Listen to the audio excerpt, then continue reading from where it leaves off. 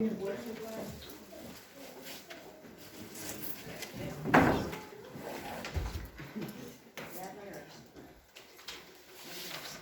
Kelly, do we have any open forum?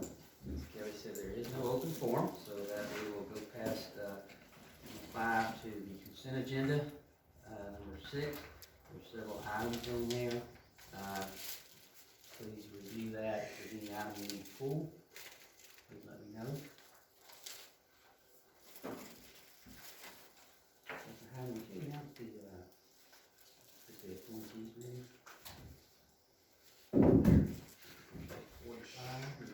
45. Yes, sir. All right. Appointment of professional personnel. We have Ms. Shara Ashworth for 4th grade at Parnell. We have Ms. Brittany Bailey, an at-risk interventionist at Few Primary. And Ms. Maria Sheary, bilingual teacher at Few Primary. I have an addendum. Let me back up. Ms. Sheary instead will be pre-K at Few. That was the change on that one.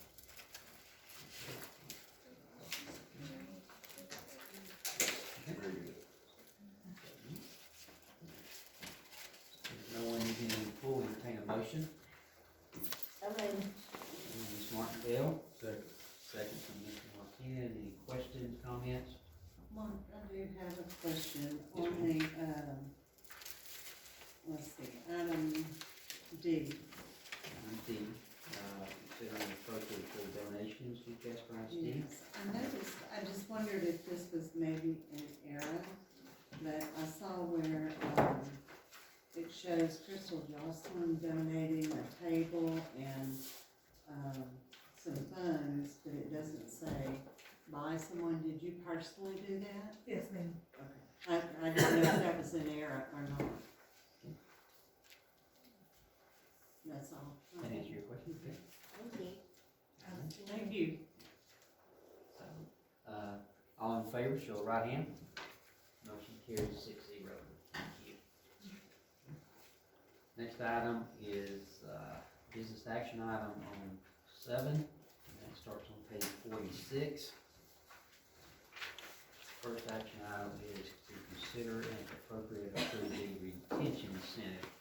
Ms. Horton. For the past 6 years, the district has provided a small mid-year retention incentive to all district employees in December. The funds for the incentive were included in the 1920 budget. The retention incentive of $250 per employee will cost approximately $108,000. Administration recommends approval of the retention incentive as presented. We have a recommendation from the administration to approve a $250 incentive for each employee. Entertain a motion. Ms. Motion. Second. Ms. Stewart, second Ms. Martindale. Any questions or comments? Can we clarify how we'll or how that will get to them?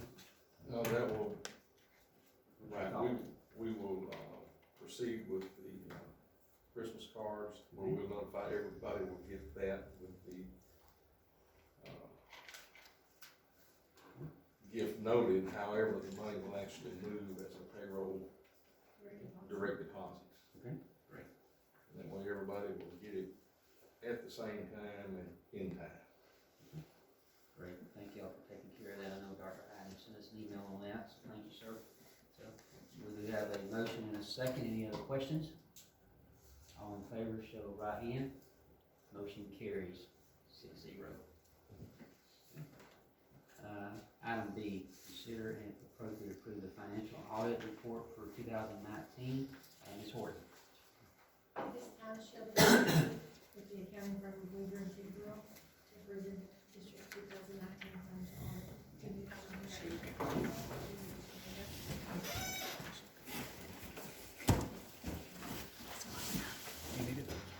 There's good. It always looks so festive when I come in December. It makes me excited. I want to thank Paula and everybody that has a part in the audit, which is really, for the most part, anybody in the district, because all the good things roll uphill. So Paula and I has been good to us through the years. When we come in, things are ready for us. Everybody's very cordial. Things are in place. So we're very appreciative of that. As an auditor, we don't always get that atmosphere when we walk in the building, so we do appreciate it. And they do a great job. In front of you, you should have a bound independent, your district's annual financial report. A few pages in, on page 3, you will see our independent auditor's report over the district's annual financial statements. There's a lot of verbiage there, but that basically says that we issued a clean and unmodified opinion on the district's financial statements for the year. That's what you want to hear. The next few pages are management's discussion and analysis. It's about a 10,000 mile view of what happened during the district during 2008 or 19. Don't want to push this way far back. On page 16 and 17, you will see the district statement of net position and your statement of activities. Those two statements you only see one time a year. They're only presented on a full accrual basis that happens during a conversion process just for JISD 34, minute a month of time since then, but basically it's a JISD requirement. I want to point out your net position on the bottom of page 16 of 15.5 million. That is not measured the same as fund balance, therefore it's not fund balance. So when Paula has told you month to month what fund balance was for last year, this is not the same number. They're measured very differently. These have long-term assets and long-term liabilities taken into account. On page 18 and 19. On page 10. Yes, sir. On the changes on the expenses on the instruction for that 5.7 increase from 18 to 19. Yes, sir. 9 to 14. Right. So the biggest change there is last year you all implemented JISD 75 for OPEB. So what happened to those expenses is that they were decreased by the offset of pension or OPEB expense. And so that total gain is not the same. It's not really comparing apples to apples. If you were to go look at prior year, like a 2017 report, it would be more in line with your 14,000 or 14 million, excuse me. So when you take into account pension expense, I think it was somewhere around.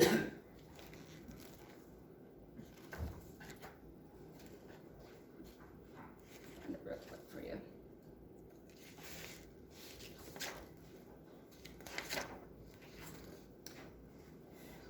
Runs around 642,000 this year, but last year because of implementation it was much larger. It was in the millions of dollars, and so that was allocated across those, decreasing the expenditure amount.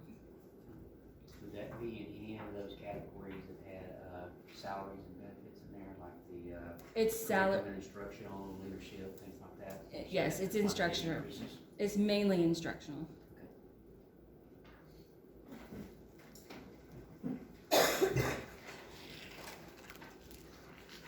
So on page 6, so to add to that, Mr. Duran, on page 17, when you look at your B1 and you look at your operating grants and contribution numbers there, last year those were all presented as negative, and that would be the offset of those reduction in expenditures. So if you were to compare last year's report versus this year's report, that's the big swing due to implementation in the prior year and just ongoing activity in the current year. You're welcome. So on page 18, you'll see the district's balance sheet and governmental funds. The general fund, which is the main operating fund of the district, had 15.2 million in assets, mainly your cash and investments and due from other governments. Liabilities of 1.5 million, mainly your wage accrual, salaries for teachers that were earned. Unavailable property taxes of 1.9 million, almost 2 million, resulting in 11.2 million in fund balance, the majority of that which is available. Debt service fund, where you set aside those property tax revenues, you can see 1.9 million in assets, mainly again your cash and investments there. Small liability due to other government. Your deferred unavailable property taxes of $273,000, resulting in restricted fund balance of $1.6 million, all for debt service. The non-major column is your local, state, and federal grants that for the most part flow in and out during the school year. If you were looking for child nutrition or campus activities, that's where you would see those. Detail of those funds would be in your H exhibits in the back of the financial statements if you wanted to see individual activity. So you've got the 11.7 total on your general fund balance, and then unassigned is 11.3. What's the 400,000 we've got assigned on that? What would that be? Those are purchase orders that existed at the end of the year. So any open encumbrance basically at the end of the year.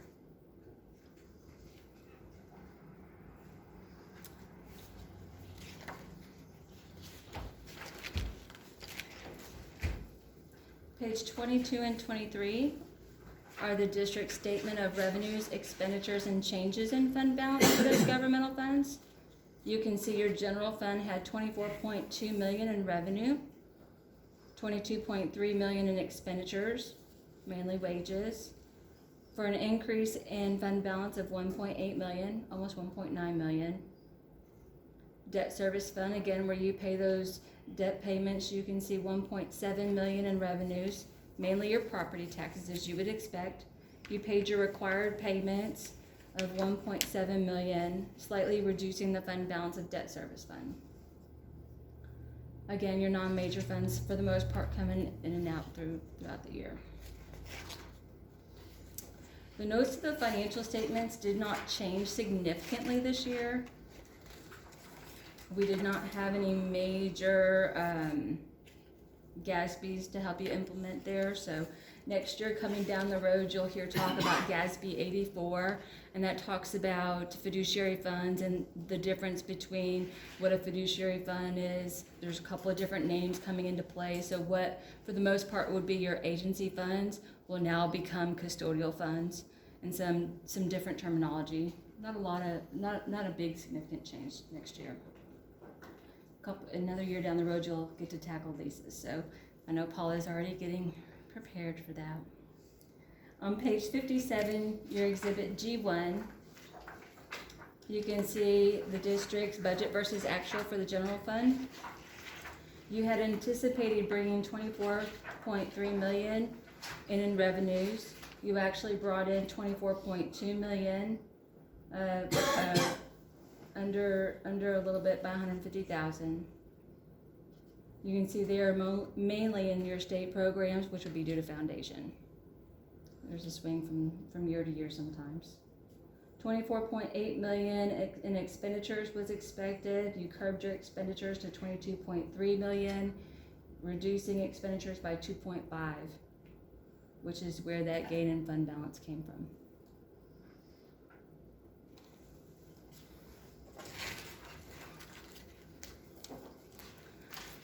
I'll flip you all to the back of the report on page 87. I tell you each year that is my favorite page. If you thought you were going to leave here today and somebody might ask you how your audit went, this is your favorite page too. You can see at the top, we issued an unmodified opinion on the district's financial statements, which is a clean opinion and highest level of assurance. We did not see any material weakness or significant deficiencies in internal controls, nor any non-compliance that was material to the financial statements. The district expends $750,000 or more in federal grants, so you're required to have a single audit in compliance with uniform guidance. You see, we did not see any material weaknesses in grants, and we did note a slight opportunity for improvement in some segregation of duties, which Paula and the team has already put into place actually before we even left, so kudos to them. We tested the child nutrition program this year and issued an unmodified opinion, which is a clean opinion. And the district qualified as low-risk auditee, meaning that we only tested 20% instead of 40% of the federal grants this year. Any questions anybody might have? Ma'am, answer. Thank you. Thank you. Thank you. Thank you.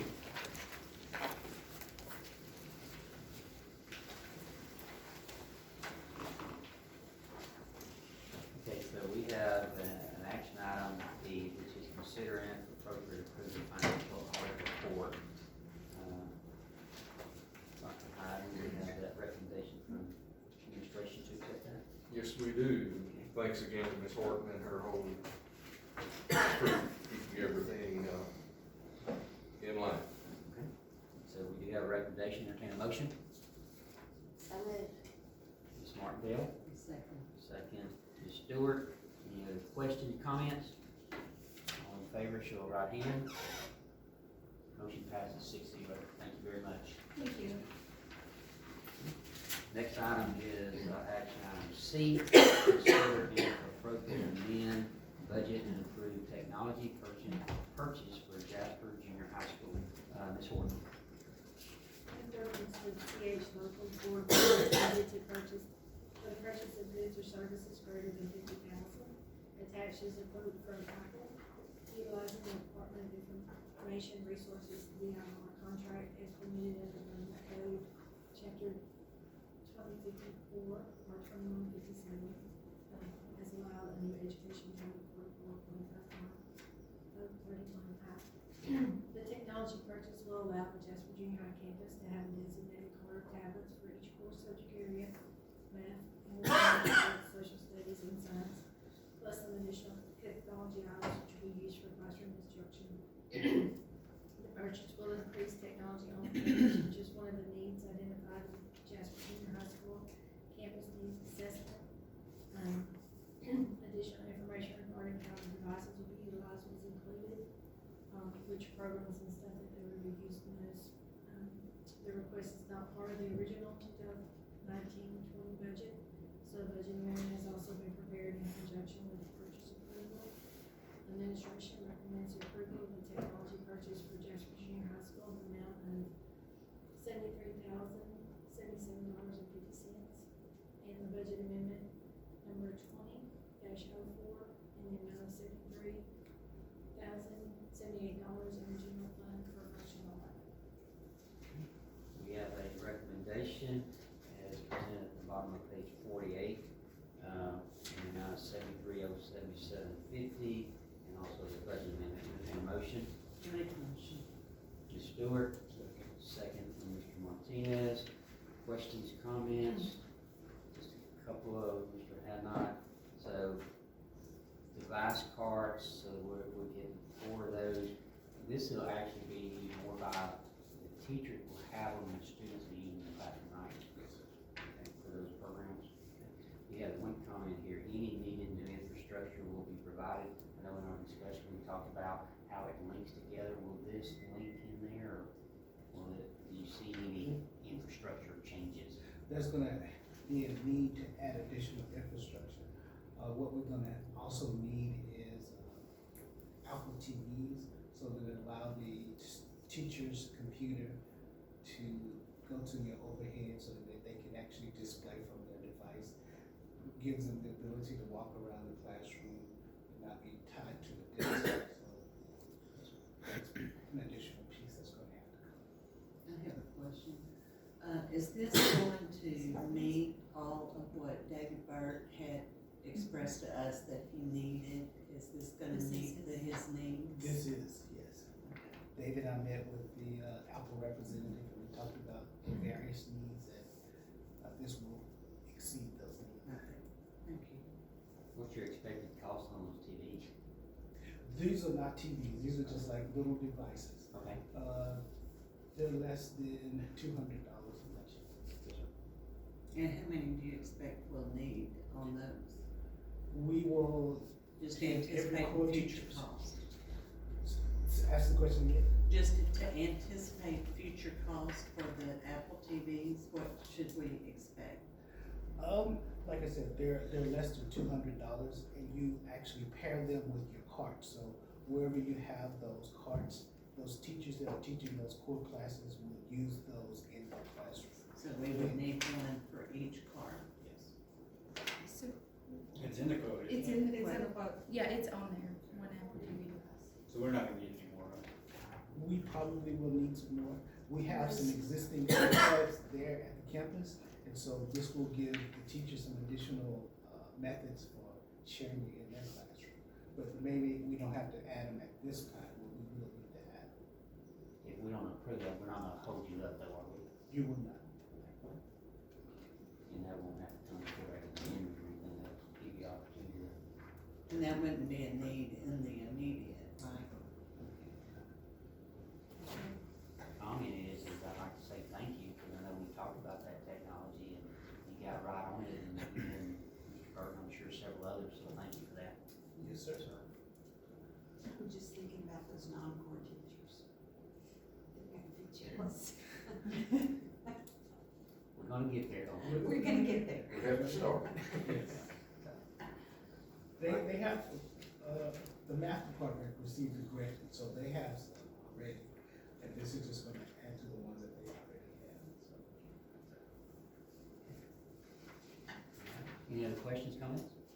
Okay, all in favor of the recommendation and the budget amendment, show of right hand. Motion is approved 6-0. Thank you.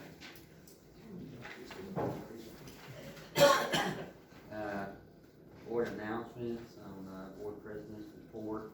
I'm gonna let, Dr. Hunter know he's got the only, if we could, I know Ms. Kelly, you do a great job every year. I know Christmas time is coming, there'll be lots of different events coming.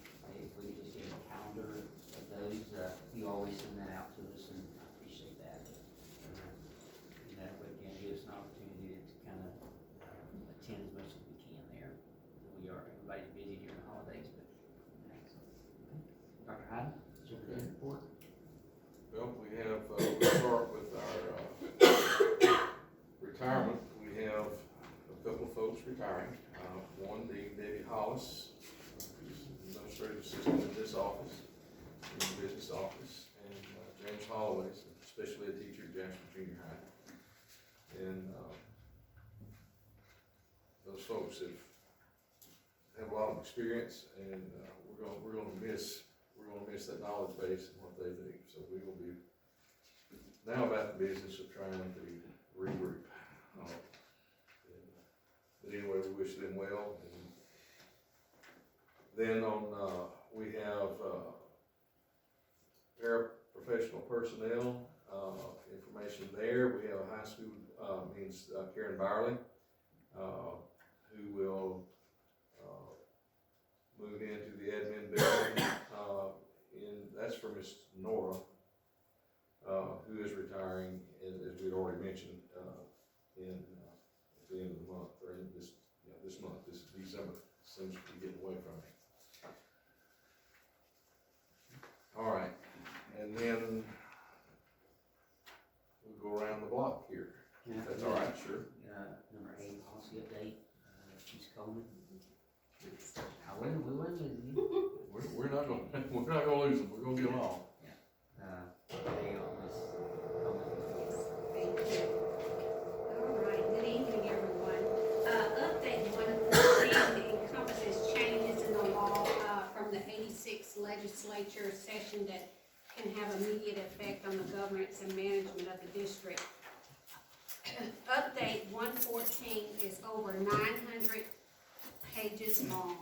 These are the legal, and you know, the district, we don't have a choice in the legal, but we do have the opportunity to review the local policies. So we have 17 local policies that the board needs to review and adopt. The local policies should reflect the practices of the district and the intentions of the board. And all board members should have a packet, a copy of the local policy comparison for the update. The proposed deletions are shown in red strike-throughs, and the blue is the added font. So we'll briefly go over them, these 17. And what we're doing tonight is just looking at them. You review them, take them home, look at them, and then make any changes that you want, because this is the recommendations from TASB, but it's ultimately up to the board what you would like to do. Update local policy BE reduces the time to post notices of an emergency meeting or to provide a supplemental notice from 2 hours to 1 hour. So it's changing from 2 to 1. And this is important because a lot of the areas are having inclement weather. If there's an emergency come up, they need to be able to make a change or make a decision and not have to wait for something might need to be made immediately. So we need to have that opportunity. Policy BED addresses public comments during board meetings. Most school districts are permitting public comment prior to this is House Bill 2840 was passed requiring that school districts do have an opportunity for the public to make a comment. This gives you the opportunity to assist with the effective management of the board meeting. The presiding officer will have an opportunity to make adjustments to the procedures, and our policy consultant gave us 2 options. There's one that states that individuals can talk about only what's on the agenda, and then there's another option that will have an opportunity to speak on any subject that they would like to. So there are a lot of different changes that have occurred in the legislature. So I enclosed both of those options so that you can look at it and decide what you would like to do on that policy. Is that, we got a little bit on that, is, you can actually have the public comment after each item? Yes, sir. Yes, sir. After, and give the public an opportunity to comment on Yes, that. sir. It gives you that option and that prerogative to do that. Yes, I just yes, want to ma'am. make sure I understand, but and also another option is to do nothing, right? With it being local, it's not. No, ma'am. You It's have to allow- yeah, we have to allow either on what's on the agenda or they can speak about anything. No, I But they meant leave our policy as it is. We're not Um, required to make a change. We Yeah, are. we're required to make the So change. this is legal? Yes, ma'am, because of Okay. HB 2840 that Okay. passed, we have to I have that. misunderstood. I thought you said we were talking about local, 17 changes to local, not legal. Yes, ma'am, but because of the legal change, we have to make a change. Thank Yes, you. ma'am. And the important part is if you do it after each action item or each agenda item, that the public can comment and not even have signed up prior, you have to really ask for that. And Right. they can address it, but the board cannot respond back to that comment. Yes, sir. That's the important part of that. And Yes. that goes into effect January, right? January 1 is it? Local policy CDA permits the district to invest bond proceeds and collect revenue in accordance with the law. Policy CH addresses the requirement of the superintendent to have purchasing procedures in place to comply with a variety of state and federal laws.